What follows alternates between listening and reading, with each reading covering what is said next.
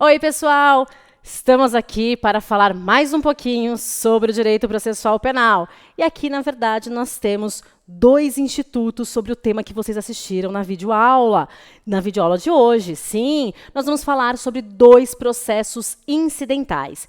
Que processos incidentais? Bom, vocês assistiram na aula de hoje as questões e os processos incidentais. E aí vocês viram, né, a questão prejudicial, as exceções, as medidas assecuratórias. E aí nós vamos ver agora dois processos incidentais. Quais são? O processo de incidente de falsidade documental, que está lá previsto no artigo 145 do Código de Processo Penal. O que significa incidente de falsidade documental? Bom, vamos imaginar o seguinte. No curso do processo, uma das partes alega que um documento juntado no processo é falso. Não é porque uma das partes está alegando que este documento é falso que o juiz vai falar, então tá bom, é falso. Não, o juiz deverá fazer o quê? Instaurar um incidente de falsidade documental para que seja realizada a perícia e então verificado se o documento é verdadeiro ou falso. Então, para que seja verificado se o documento é verdadeiro ou falso em decorrência de uma alegação de falsidade documental, preciso instaurar esse incidente, que nada mais é, pessoal, que um processinho, vamos trabalhar com a ideia do processo físico, um processo apenso. Então, eu tenho aqui os autos principais e terei um processo apensado aos autos principais, onde se vai discutir a falsidade ou não daquele documento, com realização de perícia e tudo mais, ok? E como que funciona esse incidente? Bom, vai ser requerido o pedido ao juiz de que há no processo um documento falso. A parte contrária deverá se manifestar no prazo de 48 horas. Então, a parte que teoricamente juntou o documento, vai ter que se manifestar no prazo de 48 horas. E aí as partes terão 3 dias para apresentar a prova de suas alegações e diligências. Tanto a parte que alegou que o documento é falso, como a outra parte que disse, né, que o documento é verdadeiro. E aí, por fim, nós teremos uma decisão judicial, ok? E aí o juiz vai dar uma decisão dizendo se o documento é falso ou é verdadeiro. Muito bem.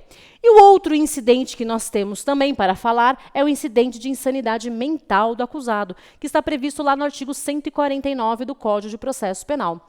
Incidente de insanidade mental. Bom, já pelo nome vocês já imaginam o que sejam. Imagine que no curso do processo, a defesa ou a acusação alegue que o acusado, à época dos fatos, era doente mental, ou é doente mental até hoje. Mas à época dos fatos, ele não era são mentalmente. Muito bem, isso faz diferença no processo? Sim, faz uma grande diferença. Por quê? Porque se ele não for são no processo, se ele não era são à época dos fatos, o que vai acontecer? Ao final do processo, o juiz vai ter que dar uma sentença encaminhando ele para a medida de segurança, porque se ele era inimputável à época dos fatos, ele deverá ser encaminhado para a medida de segurança. Então, sendo alegado, sendo suscitada a questão da sanidade ou não sanidade mental do acusado, só porque uma parte alegou isso, o juiz vai acreditar? Não. Então, deverá ser feito o quê?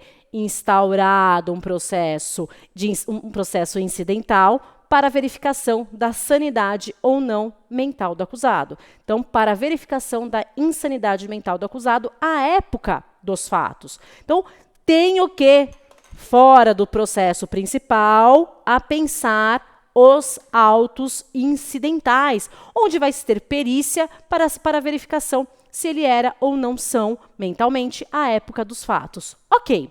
E aí nós temos o seguinte, as seguintes observações com relação a esse processo incidental. Enquanto o incidente de insanidade mental ele não for solucionado, o processo fica, sim, fica suspenso. Porque a gente não sabe se ele vai receber uma pena ou uma medida de segurança. Mas o mais importante, a prescrição continuará fluindo. Então, o andamento processual ficará suspenso, mas a prescrição continuará fluindo. E aí nós teremos que ter a nomeação de um curador ao acusado, para que possa, podendo ele ser encaminhado para internação provisória no manicômio judiciário. Enquanto não for verificada a sanidade ou insanidade mental, ele pode ser encaminhado provisoriamente para o manicômio judiciário, sendo, obviamente, nomeado um curador para tanto. Ok? Então, com isso, a gente encerra a nossa pílula de hoje. Espero vocês no nosso próximo encontro.